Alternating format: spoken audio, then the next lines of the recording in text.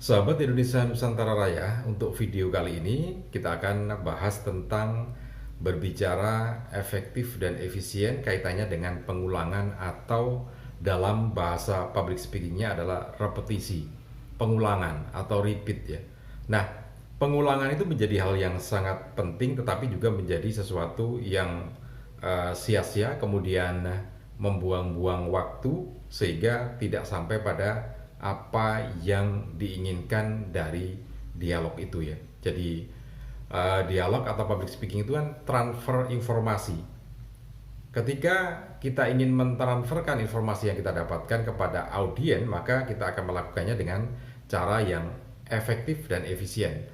Efektif itu artinya eh, caranya, kalimatnya pas, kemudian efisien, menggunakan waktu yang sehemat mungkin, tidak membuang-buang waktu atau berlama-lama ya.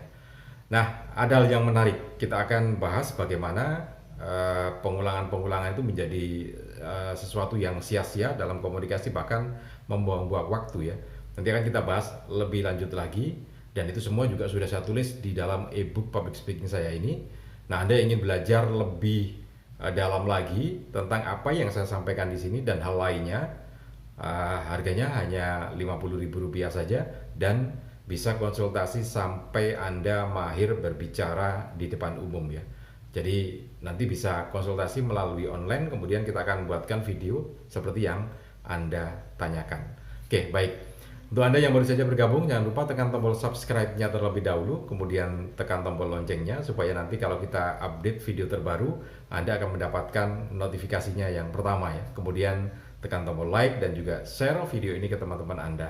Siapa tahu teman-teman Anda juga sedang membutuhkan informasi tentang public speaking ini ya. Oke, kita mulai lagi ya. Jadi dalam ebook public speaking yang saya tulis itu, selain bicara efektif dan efisien, itu juga berkaitan dengan bagaimana cara berbicaranya. Karena sesuatu yang sebetulnya hanya satu kalimat saja, ternyata kita ulang-ulang sampai 5 kalimat. Ini kan membuang waktu ya. Jadi saya kutipkan apa yang disampaikan oleh Pak Dahlan Iskan. Ini sempat menyampaikan ketika beliau masih menghandle Jawa Pos ya, jadi pimpinan Jawa Pos, sempat menyampaikan bahwa anggota DPR kita waktu itu, mungkin sekarang juga gitu ya, atau mungkin sudah enggak gitu ya. Nah, berbicaranya itu terlalu berbelit-belit. Jadi sesuatu yang simple itu ternyata bisa disampaikan sampai 5 sampai 10 menit ya. Dan beliau membandingkan dengan anggota parlemen di Inggris yang menyampaikan waktu atau menyampaikan informasi itu, pendapat gitu ya, hanya dalam waktu 2 menit, dan memang dibatasi 2 menit sehingga benar-benar dipilih kalimat mana yang pas, tidak perlu pengulangan, dan juga itu tadi efektif dan efisien, benar-benar bisa dilakukan dalam berbicara di depan umum. Nah, ini public speaking yang memang benar-benar harus dimiliki oleh kita semua saat ini ya, dimanapun posisi Anda. Nah, itu yang disampaikan oleh Dahlan Iskan. Dan memang dalam keseharian kita masih sering kali melihat orang-orang yang berbicara tidak efektif ya. Jadi berputar-putar gitu, membuang-buang waktu. Padahal kan semestinya bisa 1 menit, 2 menit selesai gitu ya. Nah, dalam buku atau tulisan yang ditulis oleh pakar komunikasi Indonesia, Bapak Dr. Cipta Lesmana, dalam sebuah buku yang berjudul Dari Soekarno sampai SBY, beliau menuliskan bahwa contoh pengulangan itu ada pada pidato Bung Karno ya. Salah satu contohnya seperti ini. Saya kutipkan, meskipun tidak persis kalimatnya, tapi pengulangan ya. Jadi pada waktu itu Amerika Serikat sedang melakukan bombardir terhadap Vietnam. Maka Bung Karno di depan rakyatnya itu berpidato. Intinya begini kalimatnya.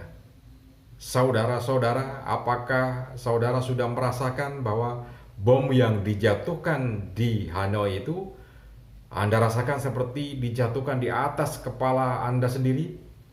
Saudara-saudara, apakah juga merasakan gempuran terhadap Vietnam itu? Saudara-saudara rasakan seperti gempuran terhadap kita sendiri, bangsa Indonesia? dan ribuan nyawa orang yang melayang di sana? Apakah juga saudara-saudara merasakan seperti halnya ribuan nyawa bangsa Indonesia yang meninggal dunia karena bom dan anak-anak yang meninggal dunia di sana karena bom? Apakah juga sudah saudara-saudara rasakan seperti anak-anak Indonesia sendiri? Ini kan kalimat yang berulang, repetisi gitu ya. Padahal esensi pidatonya bisa jadi hanya satu kalimat saja. Apakah Anda sudah bisa merasakan bahwa bom yang dijatuhkan di Hanoi, Vietnam itu seperti halnya dijatuhkan di bangsa Indonesia sendiri? Sudah clear gitu kan ya. Nah, yang berikutnya adalah anak kalimat. Nah, Profesor Cipta Lesmana memberikan catatan bahwa ini adalah pengulangan-pengulangan tanpa kita melihat bahwa ini jelek itu, bukan ya, karena memang kondisional. Nah, pada waktu itu bangsa Indonesia memang sedang dipompa semangatnya. Waktu itu di masa perjuangan, pergerakan untuk melawan kapitalisme, melawan penjajahan di seluruh dunia gitu ya. Bentuk aneksasi ataupun invasi terhadap negara lain adalah sesuatu yang melanggar hukum. Karena itu dibutuhkan semangat untuk perjuangan semacam itu. Nah, tapi sebenarnya kalimat itu bisa disadikan hanya dalam sebuah kalimat saja tadi ya. Dan kalau itu dibutuhkan beberapa kalimat ya, cuma satu kalimat sudah selesai. Waktu itu memang seperti itu. Nah, kondisinya sekarang tentu saja berbeda karena kan kita tidak di masa perjuangan yang seperti itu. Jadi jalur komunikasinya tentu saja jadi berbeda juga. Nah, teman-teman, ini semua sudah saya tulis di e-book saya. Jadi bagaimana cara kita membuat kalimat atau berbicara yang efektif dan efisien, semuanya sudah ada di dalam e-book public speaking yang saya tulis ini ya. Jadi kalau ada di antara Anda yang ingin belajar public speaking, apapun posisinya, apakah mahasiswa, kemudian juga karyawan swasta, apakah supervisor, manager, kalau ada di antara Anda yang ingin memiliki e-book public speaking ini, harganya murah, hanya Rp50.000 saja, dan Anda punya privilege atau bisa berkonsultasi sampai Anda mahir berbicara di depan umum. Konsultasi lewat online, nanti saya akan buatkan videonya sesuai dengan pertanyaan Anda dan kita upload di channel ini supaya bisa dipelajari oleh yang lainnya juga ya. Nah, itu beberapa catatan terkait dengan berbicara efektif dan efisien. Jadi kembali pada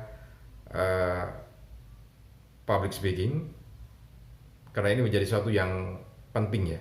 Jadi public speaking ini menjadi hal yang penting karena apapun posisi Anda, misalkan Anda seorang supervisor gitu ya, tentu punya satu tanggung jawab untuk menyampaikan hasil kerjanya. Nah, penyampaian hasil kerja itu kan tentu saja lewat data grafis, statistik, kemudian pada satu waktu tertentu atau per periode membutuhkan untuk disampaikan secara lisan kepada atasan Anda, seorang manajer, atau untuk evaluasi. Evaluasi itu artinya pada tim. Jadi kalau supervisor biasanya punya anggota, entah itu 5 atau 10. Nah, tentu dalam setiap saat itu kan butuh untuk melakukan evaluasi. Misalkan kerja hari ini, kemudian selesai pukul 4 sore. Nah, di situ tentu ada evaluasi, entah lama atau pendek. Tetap ada evaluasi bagaimana kinerja dari tim yang Anda pimpin ini. Nah, tentu dalam hal yang semacam itu membutuhkan satu satu komunikasi ya, cara berkomunikasi. Nah, tidak semuanya mampu. Satu contoh, beberapa waktu yang lalu saya ada pertanyaan dari seorang supervisor, superintendent ya, di perusahaan pertambangan di salah satu pulau di Indonesia. Jadi kalau saya ada di Jawa, beliaunya ada di luar pulau, dan menanyakan bagaimana cara memimpin briefing pagi maupun sore. Karena waktu itu di tempat beliau ini juga sedang dilakukan evaluasi komunikasi ya, secara keseluruhan. Sehingga beliau ingin mendapatkan satu ilmu bagaimana caranya membriefing, bagaimana caranya mengelola komunikasi pada waktu sebelum kerja dan sesudah kerja. Semuanya juga sudah ada dalam tulisan saya itu. Bisa Anda pelajari secara langsung ya. Oke, baik. Mudah-mudahan ini bisa bermanfaat untuk kita semua. Khususnya kita bisa lebih bagus lagi dalam berbicara di depan umum, baik di sosial maupun di tempat kerja. Salam dan sukses selalu.